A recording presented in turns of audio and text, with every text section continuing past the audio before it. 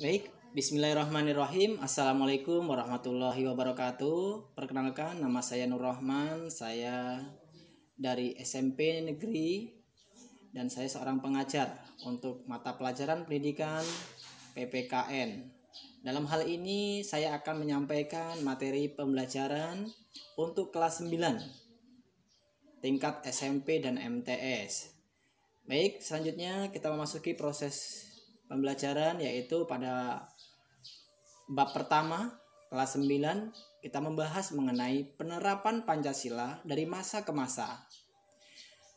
Dari masa ke masa tersebut kita mulai dari masa awal kemerdekaan, yaitu pada tahun 1945 sampai 1959. Nah, pada bab ini kita akan membahas lebih jauh tentang masa awal kemerdekaan. Pada masa awal kemerdekaan Indonesia, yaitu tahun 1945 sampai 1950, Pancasila mendapat banyak tantangan dari berbagai pihak, seperti Belanda. Bahkan dari masyarakat Indonesia sendiri, ada yang ingin menggantikan nilai-nilai Pancasila sebagai dasar negara. Untuk itu, terdapat beberapa upaya-upaya pemberontakan.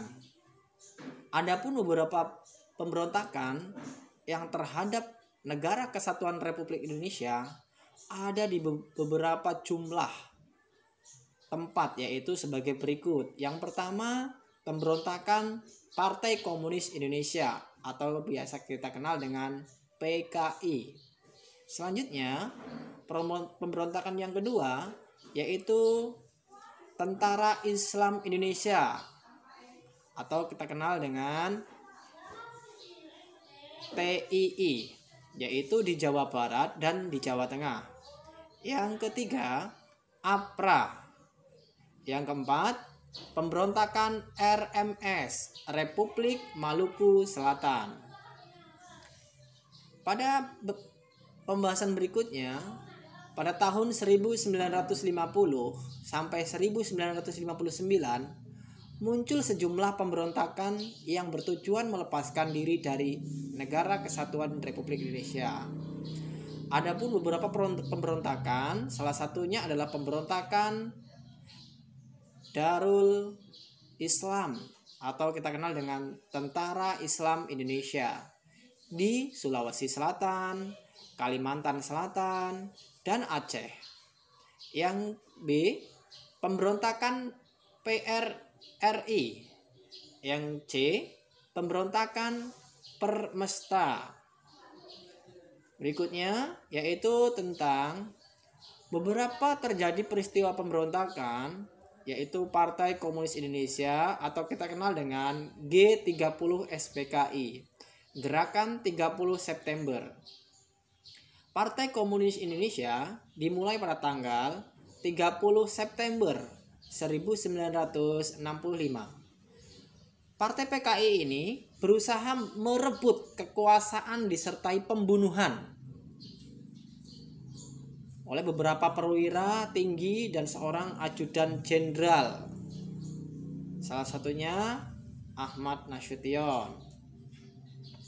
Berikutnya yaitu tentang adapun beberapa tuntutan, ya. Adapun isi tuntutan atau kita kenal dengan Tritura adalah sebagai berikut. Yang pertama, bubarkan Partai Komunis Indonesia beserta ormas-ormasnya. Yang kedua, bubarkan kabinet Dwi Kora dari unsur-unsur Partai Komunis Indonesia. Yang ketiga, turunkan harga. Karena pada waktu itu banyak sekali harga-harga yang harganya cukup tinggi, sehingga pada waktu itu rakyat menuntut dengan adanya tuntunan turunkan harga sembako dan lain-lain. Berikutnya poin 2, masa awal atau masa Orde Lama, ya. Pada masa Orde Lama dimulai tahun 1959 sampai 1966. Orde Lama terjadi pada 3 periode yang berbeda. Yang pertama yaitu periode tahun 1945 sampai 1950.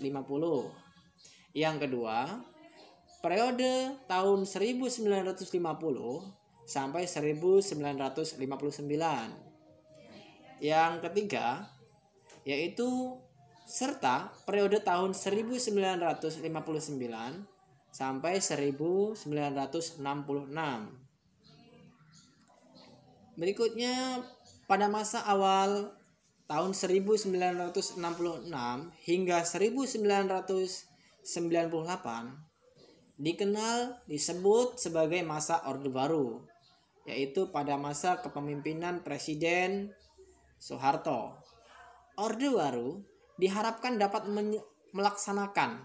menyelesaikan Pancasila dan Undang-Undang Dasar Negara Republik Indonesia tahun 1945 dengan murni dan konsekuen.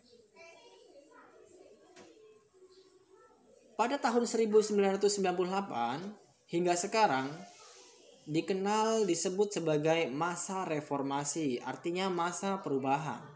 Dan pada masa ini, kemunduran ekonomi Indonesia dan dugaan penyelewengan terhadap nilai-nilai Pancasila membuat mahasiswa dan masyarakat pada umumnya melakukan demonstrasi menuntut turunnya Presiden Soeharto. Berikutnya, itulah materi tentang penerapan Pancasila dari masa ke masa, yang dimulai dari awal masa awal kemerdekaan, Orde Baru. Mungkin hanya ini penyampaian materi yang ringkas serta jelas. Mudah-mudahan di lain waktu akan kita tambah kembali materi selanjutnya dengan materi yang sama, pendidikan kewarganegaraan khusus kelas 9. Saya akhiri, billahi taufik wal hidayah. Wassalamualaikum warahmatullahi wabarakatuh.